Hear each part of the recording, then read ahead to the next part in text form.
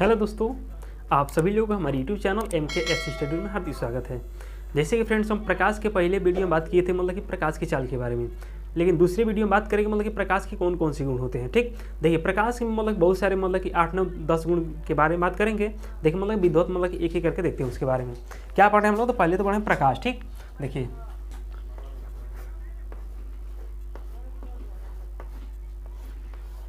प्रकाश।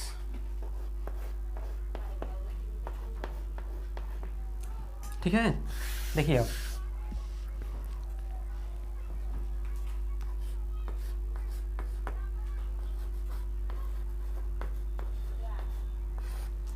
प्रकाश के निम्नलिखित गुण होते हैं।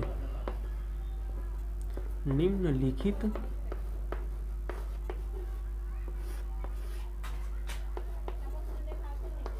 गुण होते हैं। ठीक, देखिए पहले नंबर की बात करेंगे।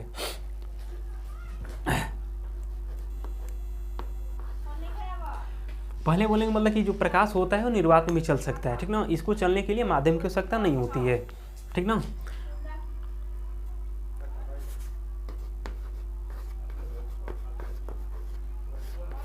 निर्वात में प्रकाश की चाल 3 × 10⁸ मीटर प्रति सेकेंड, यानी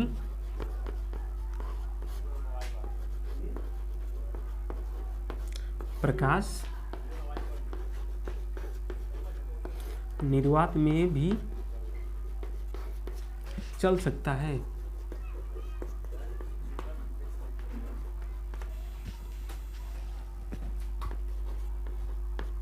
ठीक, अब दूसरी की बात करेंगे।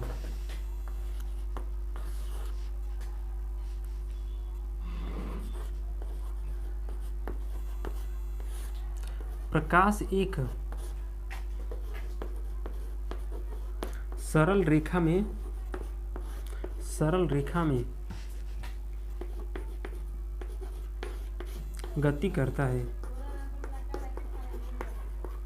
यानी क्या बोल सकते हैं, यानी यह एक सीधी रेखा में गति करता है। ठीक, देखिए जो ध्वनि होती है तो मतलब कि ध्वनि मतलब सीधी रेखा में गति नहीं करती है, लेकिन जो प्रकाश होता है प्रकाश को चलने के लिए मतलब सीधी रेखा होना चाहिए। ठीक ना, देखिए अब तीसरा बात करते हैं।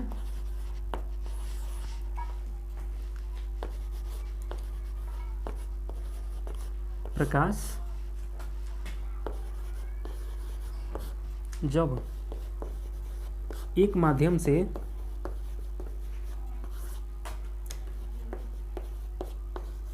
दूसरे माध्यम में जाता है, दूसरे माध्यम में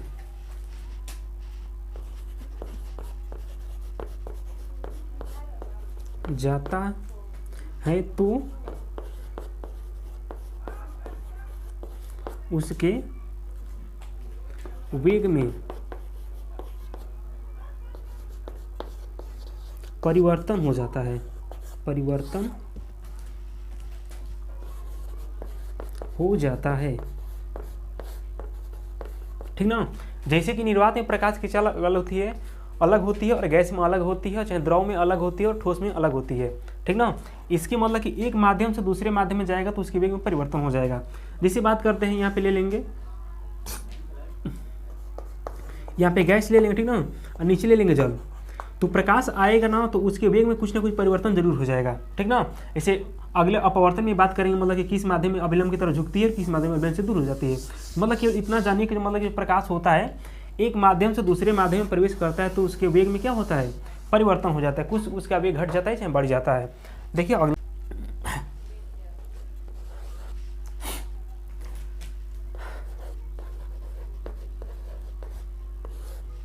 प्रकाश विद्युत चुंबकीय रूप में के रूप में चलता है। प्रकाश विद्युत चुंबकीय के रूप में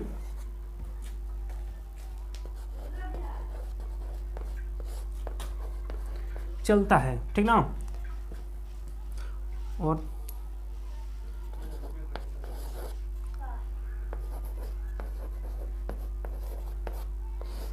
प्रकाश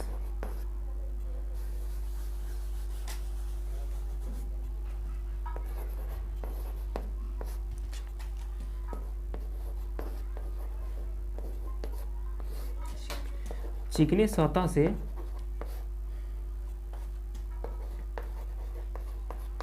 टकराता है तो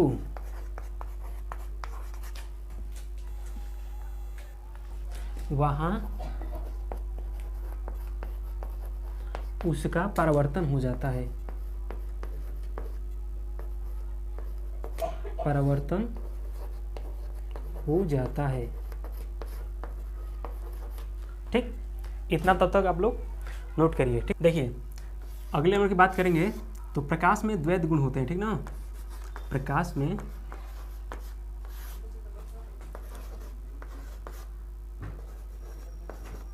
द्वैत गुण होते हैं।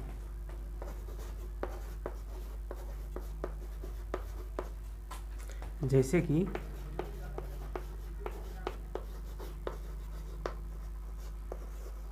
प्रकाश तरंग तथा कण के रूप में चलता है, कण के रूप में चलता है। इसी गुण को मतलब द्वैत गुण बोलते हैं, ठीक ना। कौन कौन से गुण इसके? तरंग के रूप में तथा कण के रूप में चलता है। अब देखिए अगले नंबर की बात करेंगे तो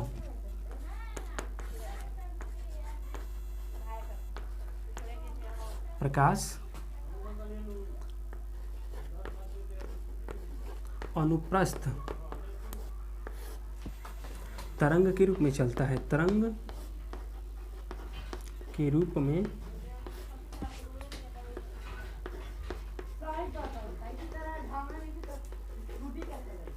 चलता है, ठीक ना। देखिए और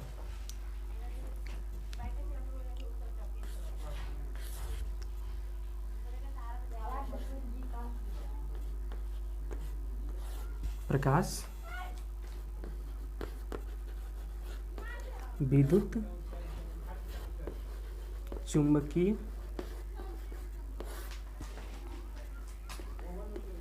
तरंग के रूप में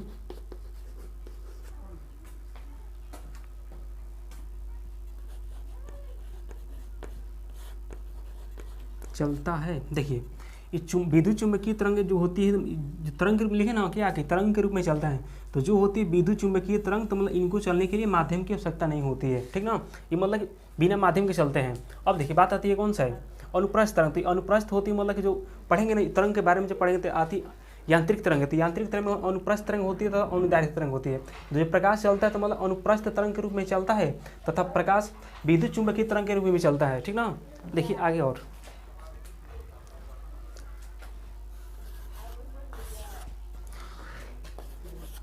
दृश्य प्रकाश की तरंगदैर्घ्य, दृश्य प्रकाश की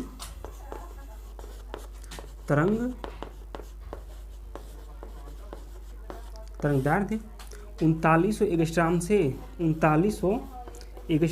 7800 एंगस्ट्रॉम तक, 7800 एंगस्ट्रॉम के बीच होता है, के बीच होता है। या आप लोग मतलब कि अलग अलग किताब में अलग अलग इसका मिल सकता है, ठीक ना। दृश्य प्रकाश की तरंगदैर्घ्य मतलब किसी किताब में देखेंगे तो 3900 एंगस्ट्रॉम से लेकर के 7800 एंगस्ट्रॉम के बीच में बात करेगा, और नई किताब में देखें जो एनसीईआरटी किताब की बात करेंगे तो उसमें दिया होता है कि मतलब कि 4000 एंगस्ट्रॉम से लेकर के 8000 एंगस्ट्रॉम के बीच होता है, वो भी लिख देते हैं। या 4000 एंगस्ट्रॉम से 8000 एंगस्ट्रॉम के बीच होता है, के बीच होता है। देखिए 10 नंबर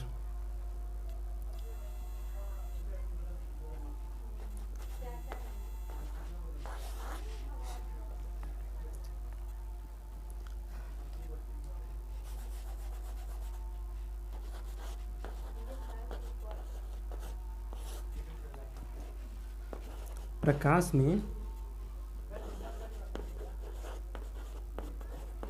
बहुत से गुण पाए जाते हैं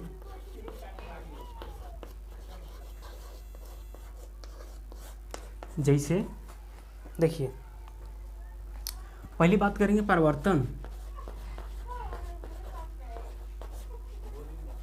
परावर्तन के गुण होगा। दूसरा बात करेंगे अपवर्तन।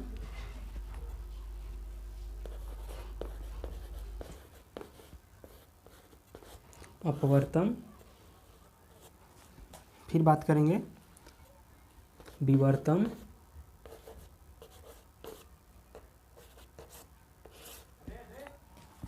फिर अगला बात करेंगे ध्रुवण। फिर अगला व्यक्तीकरण।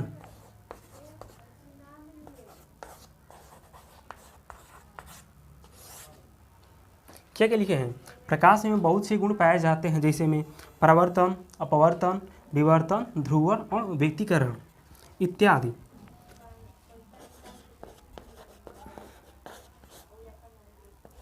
ठीक, और एक नोट में लिख लीजिए,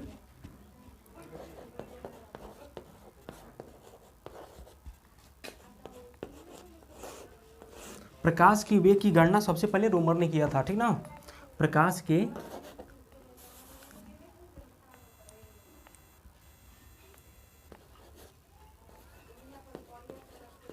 प्रकाश के वेग की गणना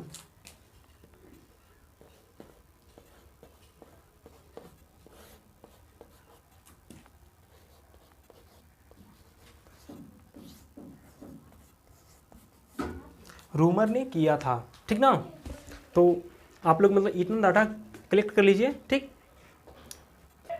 चलिए दोस्तों, तो मिलते हैं अगले वीडियो में, प्रकाश के परावर्तन की चर्चा करेंगे। ठीक ना, याद रखिएगा किसके टॉपिक, कौन सा टॉपिक लेंगे, प्रकाश के परावर्तन। ठीक, तो आप लोग को पसंद आया हो तो लाइक, सब्सक्राइब, शेयर जरूर करें और हमारे टेलीग्राम भी चैनल पे भी जुड़ सकते हैं। ठीक, गुड बाय।